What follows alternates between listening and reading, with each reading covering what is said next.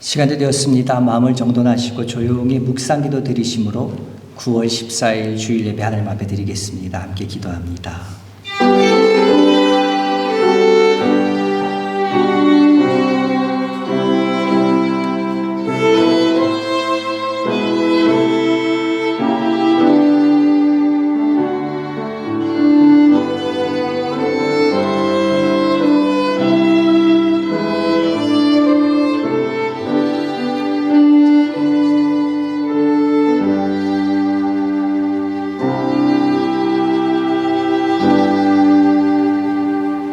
항상 기뻐하라. 쉬지 말고 기도하라.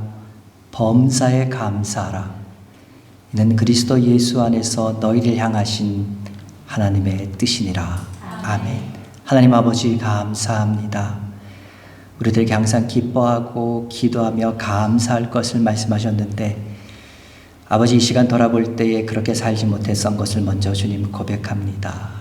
주여 용서하여 주시옵고 우리들이 하나님의 주의 뜻을 이뤄가기에 부족함 없는 우리들 되어져 갈 수 있도록 주님 우리들을 세워주시옵고 우리를 인도하여 주시옵소서. 주께 도우심을 받기 위해서 그 도움을 구하기 위해서 오늘 이 자리에 나왔습니다. 겸손하게 무릎 꿇고 나가는 사랑하는 성도들 머리 위에 주님 함께하여 주시고 성령으로 역사하여 주셔서 오늘 나에게 말씀하여 주시는 그 음성을 듣고 돌아갈 수 있는 귀한 시간 될 수 있도록 주여 역사하여 주시옵소서. 처음 시간입니다. 마치신 것까지 주의 성령께서 마음껏 운행하여 주시는 귀한 예배가 되기를 간절히 소원하면서 예수님의 이름으로 기도드렸사옵나이다. 아멘. 사도신경으로 우리 신앙을 고백합니다. 전능하사 천지를 만드신 하나님 아버지를 내가 믿사오며 그 외아들 우리 주 예수 그리스도를 믿사오니 이는 성령으로 잉태하사 동정녀 마리아에게 나시고 본디오 빌라도에게 고난을 받으사 십자가에 못 박혀 죽으시고 장사한 지 사흘 만에 죽은 자 가운데서 다시 살아나시며 하늘로 오르사 전능하신 하나님 우편에 앉아 계시다가 저리로서 사한 자와 죽은 자를 심판하러 오시리라. 성령을 믿사오며 거룩한 공회와 성도가 서로 교통하는 것과 죄를 사해 주시는 것과 몸이 다시 사는 것과 영원히 사는 것을 믿사옵나이다. 아멘. 할렐루야. 주님을 찬양합니다. 거룩한 주일 우리 로고스 성도들 이렇게 한자리에 모여 주님께 기도하며 찬양하며 영광 돌리는 귀한 예배 드릴 수 있게 하시니 참으로 감사드립니다. 지난 한 주 동안 우리의 생각과 말 그리고 행동들이 주님의 뜻과 모습에 맞지 않았던 그 모든 것을 기억하고 회개하며 이 예배를 드리니 이 예배를 통하여 우리들이 온전한 그리스도의 자녀의 모습으로 회복되어서 참으로 힘차게 세상을 향해 나아갈 수 있게 되기를 먼저 간구드립니다. 사랑하는 주님, 우리의 생활은 참으로 주께 감사드릴 많은 제목들이 넘쳐납니다. 저마다 다르게 생겼지만 함께 어우러져 조화를 이루어 살고 있고 가진 탤런트들이 달라 서로 부족함을 채워주며 의미 있는 일들을 만들어 나가고 있으며 허락하신 가정과 친구와 이웃 관계에서 서로 위로와 기쁨과 소망을 갖고 행복한 삶을 살아가고 있으니 얼마나 감사한지 모릅니다. 그런데 주님, 이렇게 모든 상황에서 감사의 조건이 많음에도 불구하고 걱정과 근심으로 낙심하고 슬퍼하는 순간들 또한 많이 있음을 고백합니다. 우리의 욕심과 감정과 생각들이 우리가 가진 겸손과 배려와 감사를 억누르며 우리를 지배하는 시간들이 때때로 많이 있음을 고백합니다. 뜻하지 않은 건강 문제로 힘들고 끝없는 자녀 걱정에 힘들고 한없는 물질적인 문제 때문에 여전히 아직도 걱정 근심이 많습니다. 사랑의 주님, 주님의 은혜로 그 모든 것을 덮어주시고 해결받게 해주시옵소서. 우리에게 주어진 모든 일들을 주의 은혜 가운데 다 담대하게 잘 감당해 나갈 수 있는 힘을 허락하여 주시옵소서. 주님이 함께 하시기에 모든 것이 좋았고 의미 있었고 감사하다고 항상 고백할 수 있는 우리 모두가 되기를 간절히 소망합니다. 주님, 말씀 전하시는 우리 남윤일 목사님, 찬양 이끄시는 이상윤 전도사님, 찬양 틈으로 헌신하는 이들과 부지런히 섬김을 하는 이들, 이렇게 우리에게 허락하신 귀한 리더들을 위해서 기도합니다. 주님께 드려진 그들의 삶이 우리와 함께하며 주께 더욱 칭찬받고 귀하게 쓰여지고 있음에 감사합니다. 그들이 영육간에 더욱 강건하기를 기원합니다. 그리고 우리 모두들 이제껏 그러하였듯이 앞으로도 주님 의지하며 감사 찬양하며 나아갈 것을 고백하며 간구드립니다. 시종일관 주님께서 함께하여 주시기를 간구하며 이 모든 말씀 예수 그리스도 이름으로 기도드렸습니다. 아멘.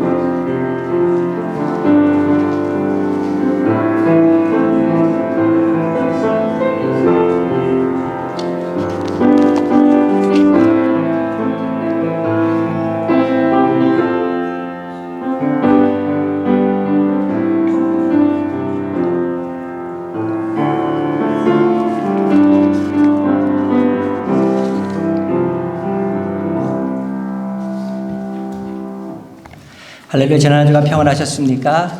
우리 앞뒤 계신 분하고 인사 나누시겠습니다. 안녕하셨습니까? 반갑습니다. 평안하셨습니까? 오늘 예배드리는데 아주 찬양하는 찬양 소리가 아주 좀 다른 소리가 많이 들렸지요? 아주 오늘 우리 예배 시간에 우리 전도사님을 방문하셨는데요. 김경훈 집사님, 박정희 집사님, 캘거리에 사시는 분이 오늘 우리 함께 하셨습니다. 오늘 특송으로 함께 하셨을 뿐만 아니라 또 이따가 특별 연주로 또 우리들에게 함께 또 귀한 은혜를 주시겠다. 은혜 되는 시간이 될 텐데 저는 그것만 생각했는데 또 예배까지 이렇게 예배 반주까지 해주셔가지고 우리 예배를 이렇게 풍성하게 해주셔서 감사드립니다. 우리 방문하신 두 분 소개드리겠습니다. 우리 김경훈 집사님, 박정희 집사님이십니다. 캘거리에 방문하신 반갑습니다.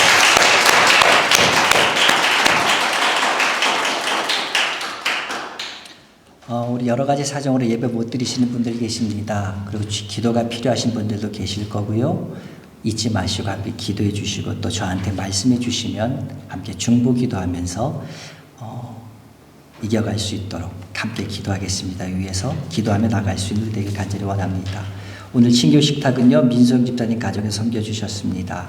그 다음 주일 친교는요, 예배 후에 교회 근처에 있는 공원에서 우리 여성 교수님들이 함께 섬겨주시기로 했는데 그 공원이 어디냐면 요 앞에 여기서 쭉 저 밑으로 500m 정도 내려가면 공원이 있는데 저도 듣도 보도 못한 파크인데 SATO, 세이투입니까? 세투입니까?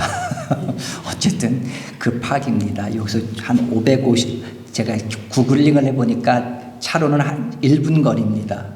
그러니까 우리 예배 끝나고 좋은 일기 가운데 날씨가 좋으면 허락해 주시면 그곳에서 예배 후에 공원에서 여성교인들을 섬겨주셔서 함께 친교하도록 하겠습니다. 오늘 주신 하나님의 말씀은 신약성경 요한복음 6장 15절에서 21절에 있는 말씀입니다. 제가 갖고 있는 성경책으로는요, 신약성경 152면에 있네요. 요한복음 6장 15절에서 21절에 있는 말씀입니다. 제가 한 절 읽고 여러분 한 절 읽으시고 우리 같이 교독합니다. 제가 15절부터 읽습니다. 그러므로 예수께서 그들이 와서 자기를 억지로 붙들어 임금으로 삼으려는 줄 아시고 다시 혼자 산으로 떠나가시니라. 배를 타고 바다를 건너 가버나움으로 가는데 이미 어두웠고 예수는 아직 그들에게 오시지 아니하셨더니 제자들이 노를 저어 10여리쯤 가다가 예수께서 바다 위로 걸어 배에 가까이 오심을 보고 두려워하거늘 이에 기뻐서 배로 영접하니 배는 곧 그들이 가려던 땅에 이르렀더라. 아멘. 베세다 들녘에서 보리떡 5개, 물고기 2마리로 5천 명을 먹이신 이 사건은 오병이어 사건으로 불립니다. 근데 이 사건은 사람의 이성으로는 도저히 이해를 할 수 없는 그런 일이었습니다. 그렇기 때문에 현장에서 이 기적을 경험한 사람들은 흥분의 도가니에 빠질 수밖에 없었습니다. 이제 예수님의 엄청난 능력을 경험한 사람들, 이 유대 백성들에게 예수님은 절대적인 지지를 얻는 분이 될 수 있었습니다.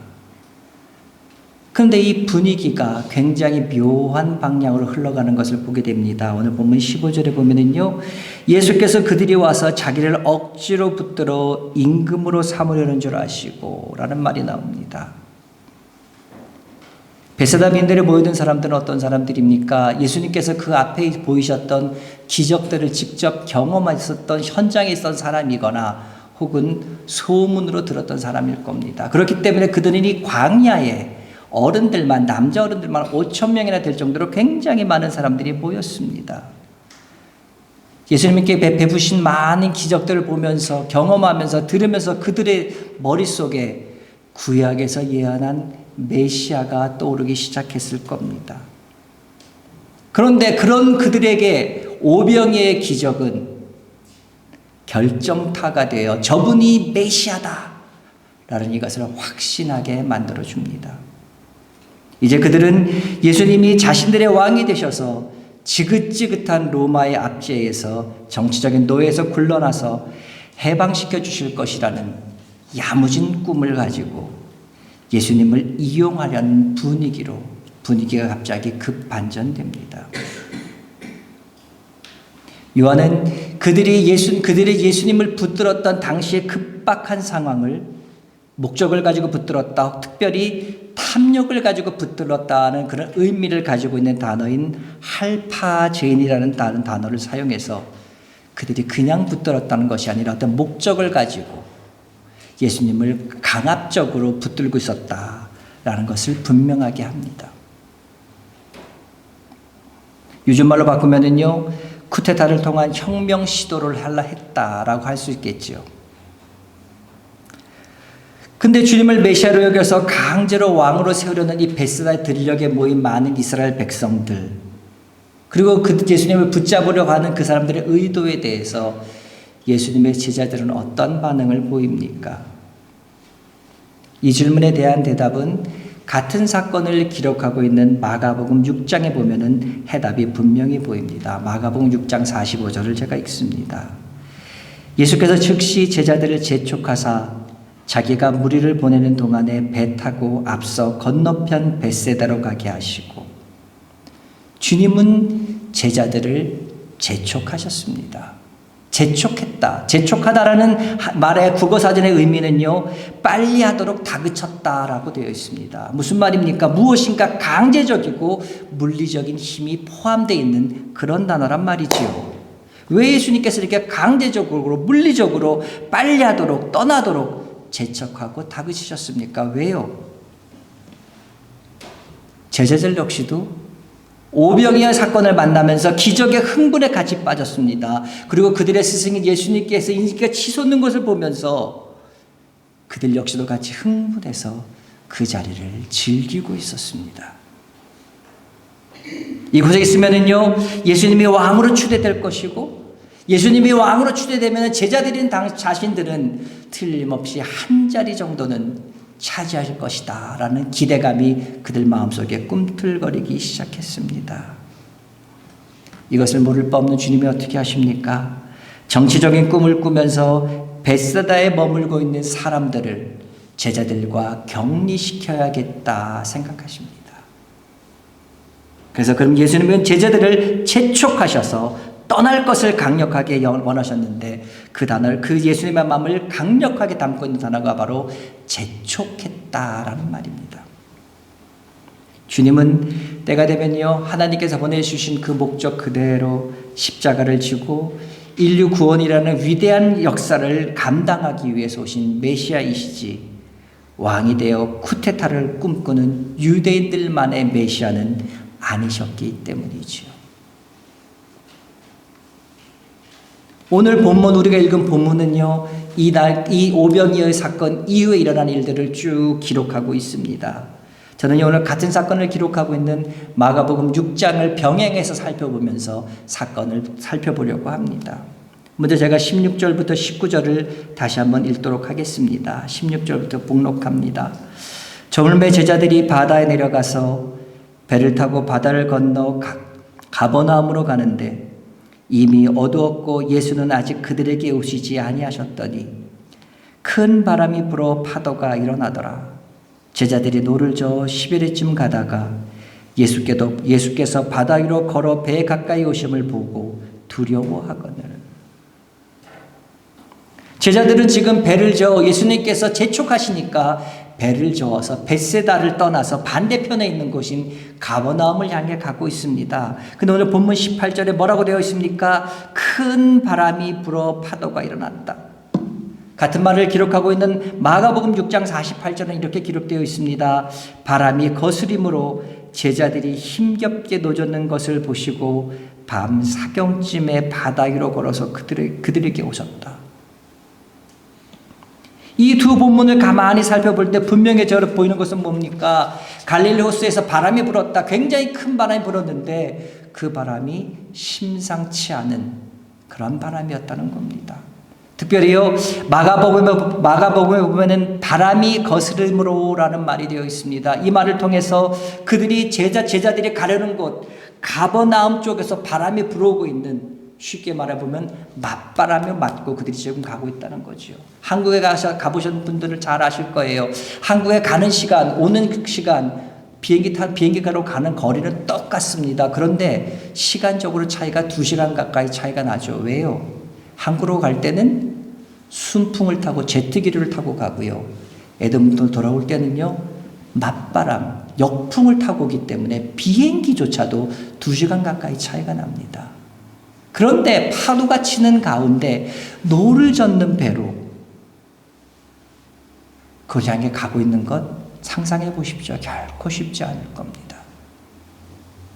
근데 이 배에 누가 타고 있습니까?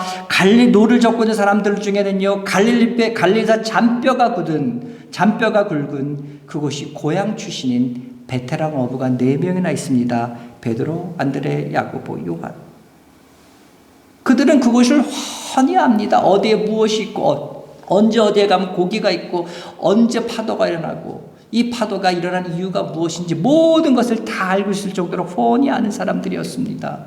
그런데 이 바람이 일반적인 심상치 않은 바람이었습니다. 그렇기 때문에 그 바람이 얼마나 대찼는지 이 4명의 전문직을 가진 어부들 역시도 힘겹게 노를 젓고 있을 정도로 심각하게 괴로움을 당하고 있는 형편이라고 오늘 복음서 기자는 기록하고 있습니다.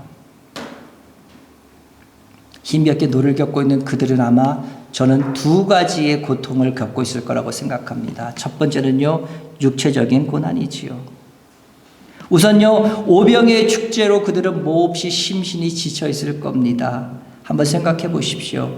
그곳에 모인 사람이 작년 남자만 5,000명이라고 성경이 기록하고 있으니까 남자만 5,000명이면 남자에 딸린 여자도 있을 거고 여자에 딸린 자녀들이 있을 거예요. 그러면 어림잡아도 최소한 몇 명은 모였을까요? 한 2만 명은 모였을 거예요.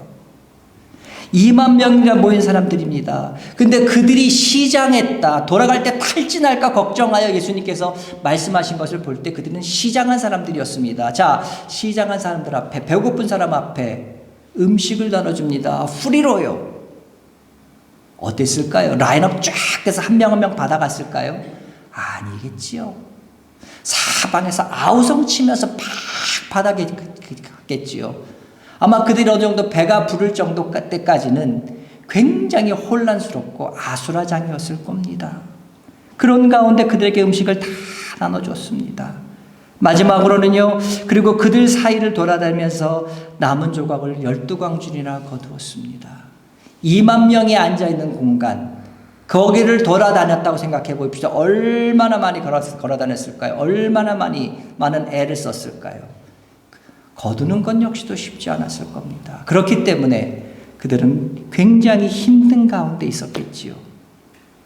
그리고 그때가 몇 시였습니까? 마가복음에 그때가 밤 사경이라고 기록하고 있습니다. 사경은요, 요즘 시간으로 말하면은 새벽 3시부터 6시입니다. 새벽 3시부터 6시 어떤 시간입니까? 밤이 가장 늦은 시간입니다. 가장 어두운 시간이지요. 사람들이 지치고 지칠 시간입니다. 오병이어의 기적을 축제를 감당하러 지친 몸, 파김치가 되어 있는 몸에 밤 가장 늦은 시간까지 노를 젓고 있습니다. 어떤 가운데 파도가 치고 맞바람을 마주치면서 노를 짓고 있습니다. 그들의 육신은 어땠을까요? 지칠 대로 지쳐서 탈진한 상태가 거의 되어 있다는 것은 쉽게 짐작할 수 있습니다. 이것만도 힘든데 그들은 또 무엇떤 고통을 겪고 있습니까? 그들은 심적으로도 고통을 겪고 있었을 겁니다. 불편했을 거예요. 왜요? 그냥 이 바세다의 그 기세를 쭉 이어서 예수님이 그냥 밀고 그냥 쭉 이어가시면 부귀와 영화가 보장되어 있었는데 한몫 단단히 챙길 수 있을 것 같았는데 타의에 의해서 억지로 강제로 그곳을 떠나서 지금 가버나움으로 가는 길이었기 때문에 그들의 마음이 결코 즐겁거나 편하진 않았을 거예요. 모든 것을 다 포기하고 가는 거니까. 종합적으로 말씀드려서 영육의 탈진 가운데 그들은 놓여 있었다는 말씀입니다. 그때입니다. 그렇게 지치고 지쳐있는 제자들이 혼신의 힘을 다해서 배를 저어서 가버나움을 향해 가고 있을 때 배를 향해 주님께서 무리를 걸어오십니다. 이 모습을 본 제자들은 혼비백산합니다. 마가복에 보면 유령이라고 생각했다고 기록되어 있습니다. 두려움에 떨고 있었습니다. 이 두려움에 떨고 있는 제자들에게 예수님께서 뭐라고 말씀하십니까? 20절입니다. 이르시되 내니 두려워 말라 하신대. 현대의 성경은 이렇게 기록하고 있습니다. 예수님은 그들에게 나다 무서워하지 말라고 말씀하셨다. 헬라어 성경에 보면 나다라는 단어를 찾아보면요, 에고에이미라고 되어 있습니다. 이 말씀은요, 우리나라 말로 가장 가깝게 번역하면 나는 나다 이렇게 번역할 수 있습니다. 그래서 많은 영어 번역 성경들이 보면은 it is I라고 번역하고 있습니다. 나는 나다, it is I. 좀 분명하지가 않은데요. 마침 감사하게 현대어 영어 성경인 NLT 성경 버전에 이렇게 되어 있습니다. I am here. 내가 여기 있다. 아주 부드럽게 번역했습니다. 내가 여기 있다. 확인시켜 준 예수님이 배 위에 오르십니다. 그리고 요한은 이 사건을 굉장히 의미 있는 말로 정리합니다. 21절요. 이에 기뻐서 배로 영접하니 배는 곧 그들이 가려던 땅에 이르렀더라. 가버나움으로 향하던 배가 역풍을 맞아 흔들리고 가라앉을 것 같은 위기 상황에서 세차게 힘겹게 노를 젓고 있는 제자들의 어려움은 예수님이 그 배에 오르셨을 때에 극복되었기 때문에 요한이 쓴 그들이 기뻐서 배로 영접하니 배가 곧 그들이 가려던 땅에 이르렀다라고 결론을 내리는 것은 어쩌면 당연합니다. 그런데 왜 예수님이 배에 타시자마자 바람이 멈추고 갈릴리 바다는 잠잠해졌을까요? 왜 이런 일이 났을까요? 그것은 오늘 주님이 하신 말씀에 분명히 나타납니다. 나는 나다. 에고 에이미. 주님이셨기 때문에 그렇습니다. 주님은 주님이시니까 바람과 거친 파도에 지배되는 분이 아니시고 오히려 호수의 바람과 파도를 통치하셨고 다스리신 것입니다. 주님은요, 언제나 통제나 통치당하는 분이 아니라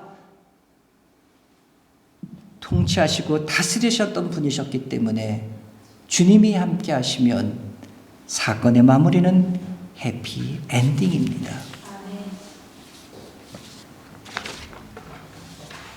오늘 제가 말씀드린 본문의 나는 나다라는 선언이 얼마나 엄청난 선언인지, 얼마나 위대한 선언인지 우리는 반드시 기억해야 합니다.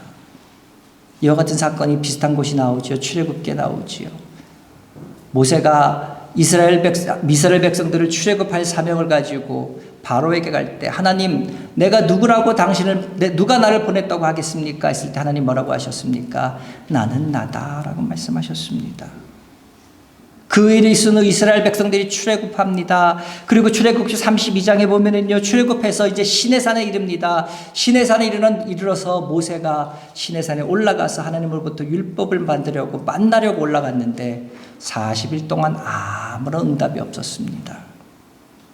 밑에서 기다렸던 백성들이 아론에게 요구합니다. 우리를 인도했던 모세가 어떻게 된지 우리는 모르겠다. 이제 우리를 이끌어낼 우리를 인도할 신을 만들라고 요구합니다. 아론은 굉장히 마음이 약했던 사람인 것 같아요. 출애굽기 32장 이 사건 뒤에 보면은 모세에게 변명한 내용들이나 모든 것을 봤을 때 굉장히 마음이 약했던 사람 같아요. 그러니까 우리를 인도한 신을 만들라고 했을 때 아론이 어떻게 합니까? 가서 너희 아내와 자녀의 귀에서 금 귀고리를 가져오라고. 그리고 그 금귀고리를 녹여서 조각칼로 새겨서 송아지 형상을 만든 다음에 이것이 애굽 땅에서 너희 인도낸 너희의 신이다라고 말하면서 그 앞에서 번제와 화목제를 드리는 어마어마한 일을 저지릅니다. 모세는 산 위에 있었기 때문에 산 밑에 있었던 일을 알 수 없었습니다. 그러나 하나님은 이 모든 것을 알고 계셨기에 하나님에게서 굉장히 노하십니다. 그리고 말씀하십니다. 내가 저들을 다 죽이고 너만 통해서 내가 큰 민족을 만들겠다. 참 모세가 지혜로운 사람 같아요. 이렇게 노하신 하나님께 뭐라고 얘기합니까? 자기의 백성을 산에서 죽이고 지면에서 진멸하라는 악한 의도로 인도해 내었다고 말하게 하시려나이까. 하나님께서 이스라엘 백성들을 인도해낸 것이 세상에서 죽이고 멸하려고 세상 사람들이 말하는 것을 듣고 싶으십니까? 하나님께 질문합니다. 그래서 하나님의 노를 누그러뜨리고 내려오지요.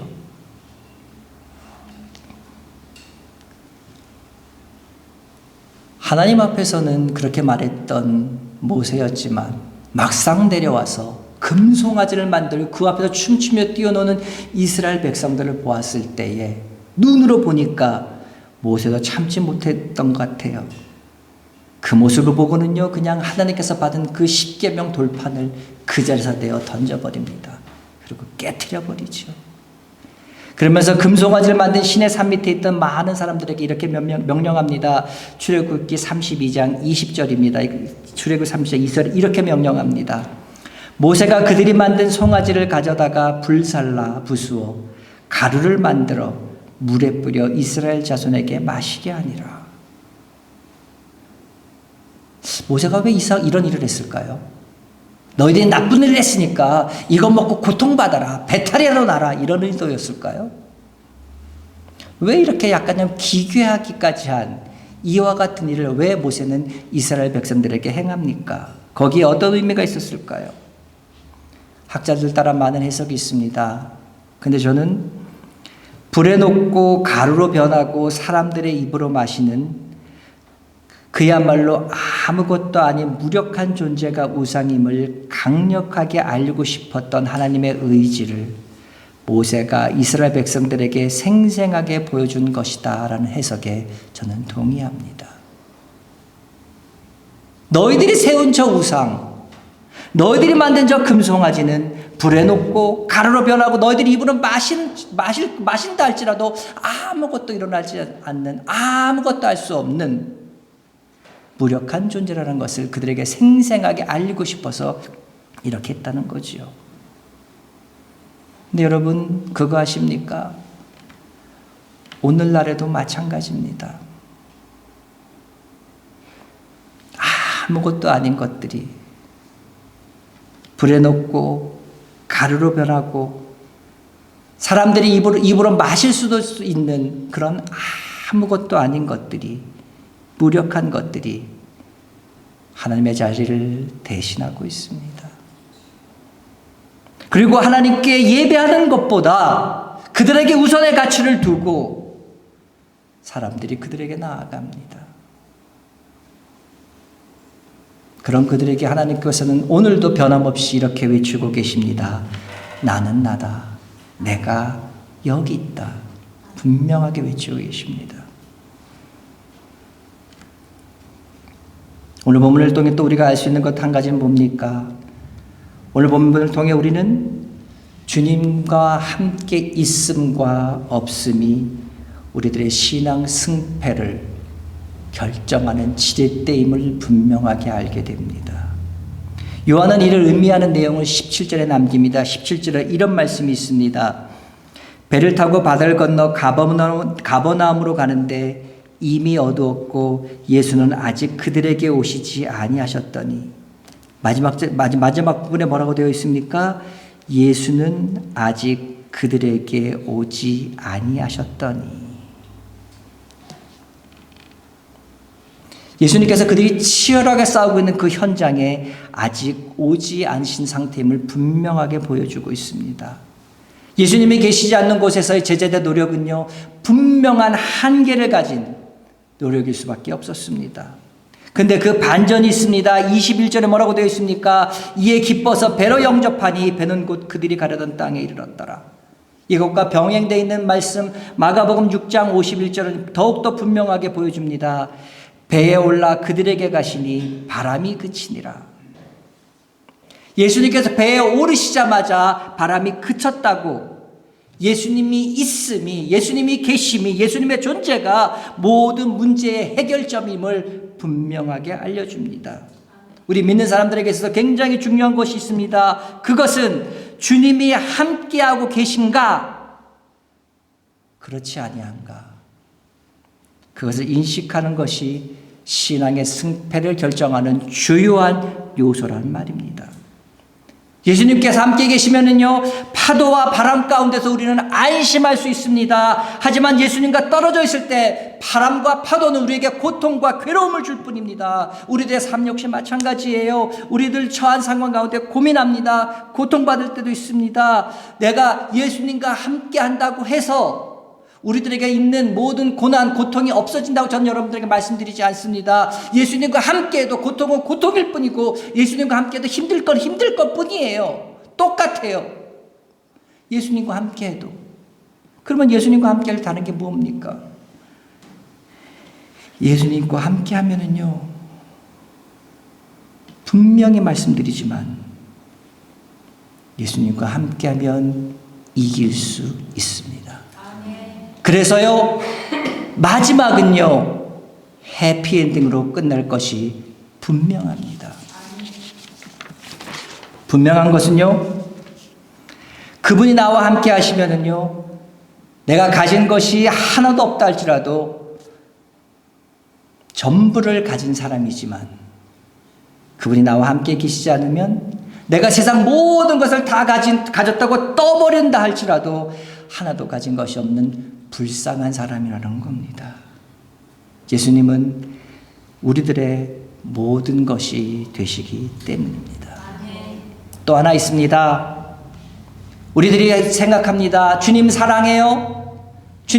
내가 주님 나 사랑하시지요. 나 주님 사랑해요. 고백합니다. 그럼 내가 주님과 함께 살길 원합니다. 함께 하길 원합니다. 늘 얘기합니다. 믿음 가운데도 얘기하고 고백합니다. 그런데요, 우리들의 이 고백이 늘 함께 하신다는 그 익숙함이 무심함에 이르게 되고, 심지어는 이 무심함을 넘어서 무례함에 이르지 않았는가, 우리 한번 살펴봐야 합니다. 하나님과 친하다고요? 하나님 꼼짝마, 하나님 까불면 나한테 죽어 라고 이런 말을 서슴지 않고 했던 전직 목사란 사람들, 하나님과 가까움이요, 무례함으로 나타나는 것, 하나님의 익숙함이 무례함으로, 그리고 그 무례함이 익숙함이 되는 것, 이것은 정말 최악인 것이지요. 늘 나와 함께 하신다고, 나와 익숙하다고 무례하게 대할 수 있다는 것은 아닙니다. 사랑하는 여러분, 저는 여러분에게 권면합니다. 주님이 주님 되심에 감사할 수 있는 여러분 되시기 바랍니다.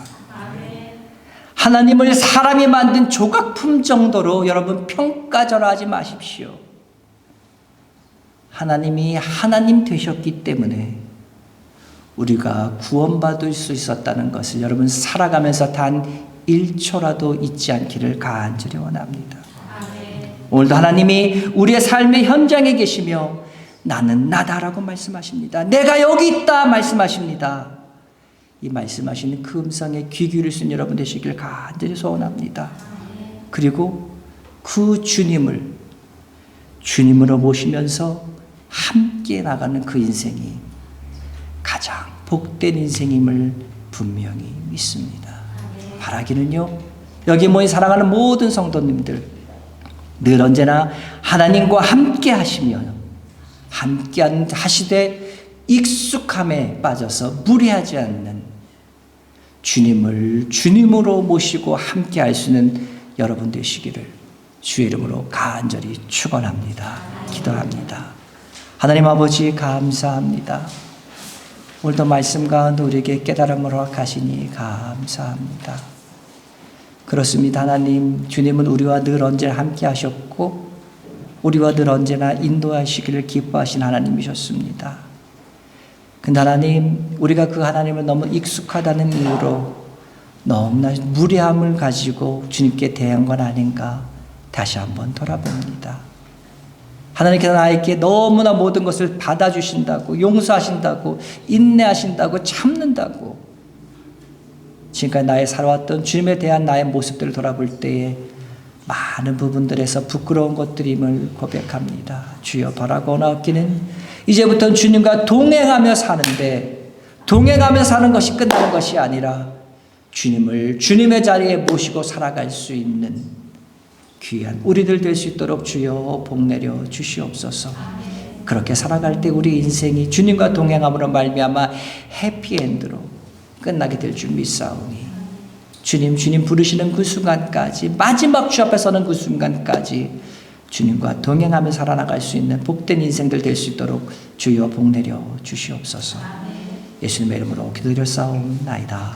아멘. 우리 주 예수 그리스도의 은혜와 하나님 아버지의 그 크신 사랑하심과 성령님의 감화, 감동, 위로, 교통, 역사 충만케 하심이 오늘 말씀을 듣고 세상 가운데 주님과 함께 동행하며 주님을 주님으로 모시기를 간절히 소원하는 사랑하는 성도들 머리머리 위에, 그리고 오늘부터 시작되는 일주일 동안의 삶들 순간순간들 위에 이제부터 영원토록 함께 있을지어다.